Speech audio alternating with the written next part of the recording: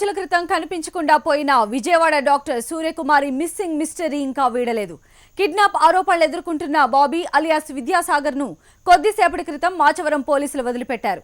అయితే సూర్యకుమారి కనిపించకుండా పోయిన వ్యవహారంతో తనకు ఎలాంటి సంబంధం లేదని అతను అంటున్నాడు.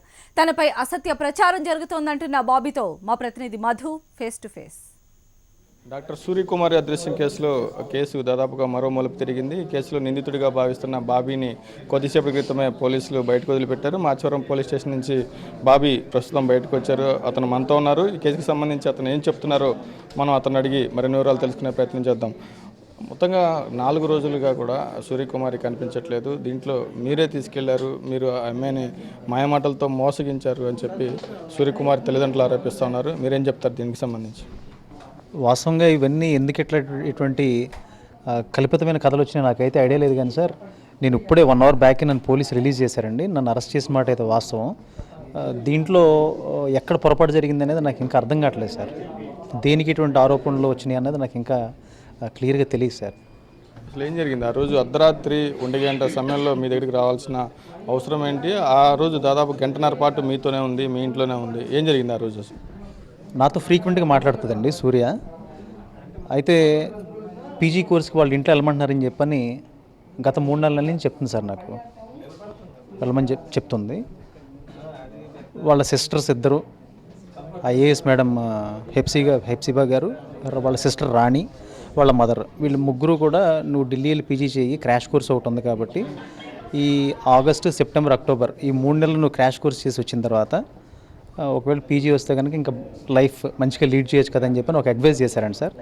దాని గురించి తనకి వెళ్ళటం ఇష్టం లేదని చెప్పి నాకు 4-5 నెలలుగా చెప్తుందండి ప్రతిరోజు ఫోన్ చేసి. నేను కూడా ఏం చెప్పానంటే, పీజీ కోర్స్ అనేది చేయటం మంచిదే నీకు లైఫ్కి. వీళ్ళ సిస్టర్ ఇంకొక ప్రశాంత్ అని ఢిల్లీలో ఉందండి, ఆమెతో పాటు వాళ్ళ తమ్ముడు కూడా ఢిల్లీలో ఉన్నాడు సార్. వీళ్ళిద్దరితో పాటు నువ్వు కూడా ఇలా అక్కడ ఉంటే తప్పే ఉంది, 3 మంత్సే కాబట్టి షార్ట్ టైం కోర్సులు చేసి రావాల్సింది కదా అని అంటే, ఫ్యామిలీ మెంబర్స్ అంతా ఇక్కడ ఉన్నారు కాబట్టి వీళ్ళందరినీ వదిలేయటం నాకు ఇష్టం లేదు బాబీ అని చెప్పి నాతో చెప్పడం జరిగిందండి. జరిగిన తర్వాత ఏమైందంటే, ఆ రోజు కూడా 31st నైట్ ఈవినింగ్ 9 o'clock కూడా 9 లోపు వరకు కూడా నాతో మాట్లాడింది. ఢిల్లీ వెళ్తున్నాను, బయలుదేరుతానని చెప్పి చెప్పింది. కానీ కొద్దిగా బాధగా ఉన్నమాట అయితే వాస్తవం. వాళ్ళ ఇంట్లో ప్రెజర్ చేసి నువ్వు వెళ్ళు అని చెప్తున్నారని చెప్పి చెప్పడం జరిగింది నాతో. ఎట్లయితే ఢిల్లీ బయలుదేరింది సార్.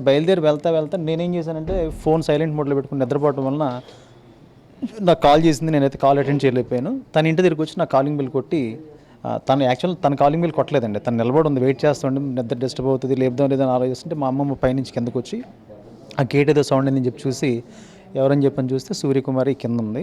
ఆమెను చూసి మా గ్రాండ్ మదర్ కాలింగ్ బిల్ కొడితే నేను డోర్ ఓపెన్ చేసి లోపల కూర్చోబెట్టి, మీ ఇద్దరికి ఎఫ్ఐఆర్ ఉంది, తను మిమ్మల్ని పెళ్లి చేసుకోవాలని అంది, పెళ్లికి మీరు ఇష్టపడలేదు, దాని తర్వాత ఆమె అదృశ్యమైంది అనేది ఆరోపణ.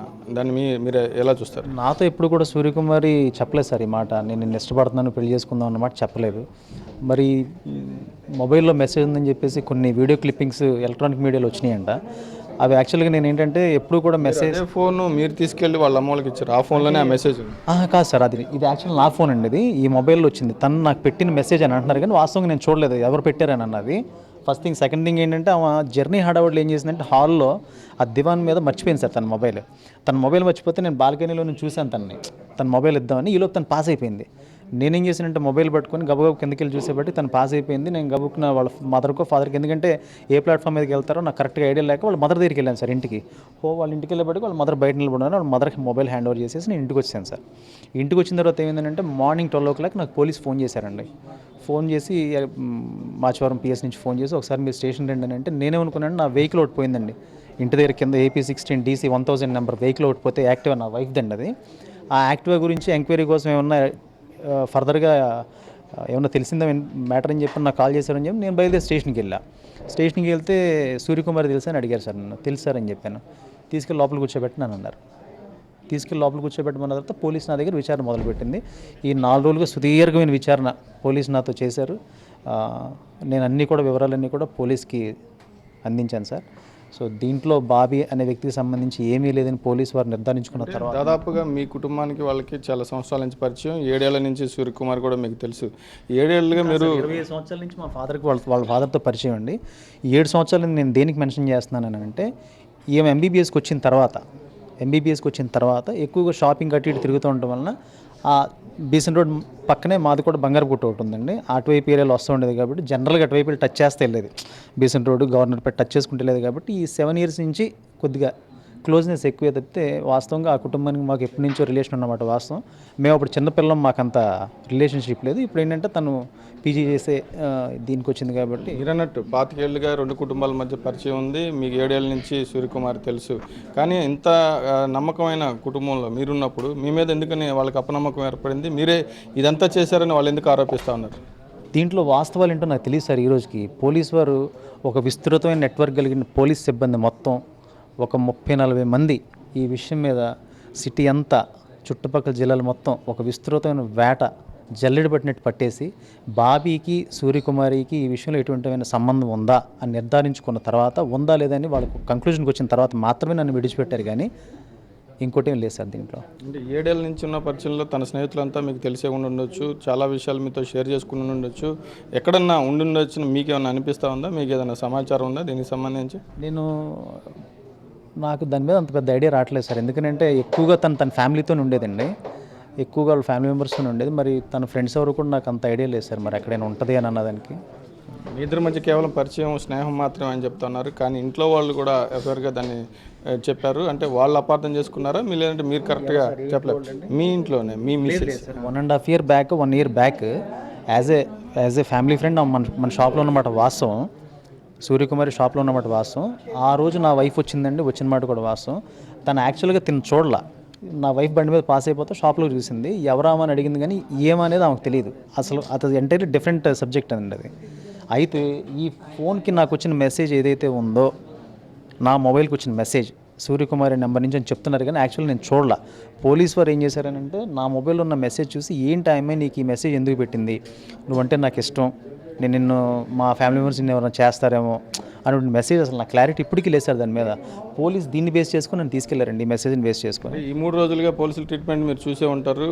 ఎలా ఉంది ఆ ట్రీట్మెంట్? మీరు చూస్తే కుంటుతున్న పరిస్థితి ఉంది, కాలుకి గాయమైంది. ట్రీట్మెంట్ మామూలు సహజంగానే జరిగిందా? ట్రీట్మెంట్లో భాగమైంది? యాక్చువల్గా నేను కాల్ జారి పడ్డాను సార్.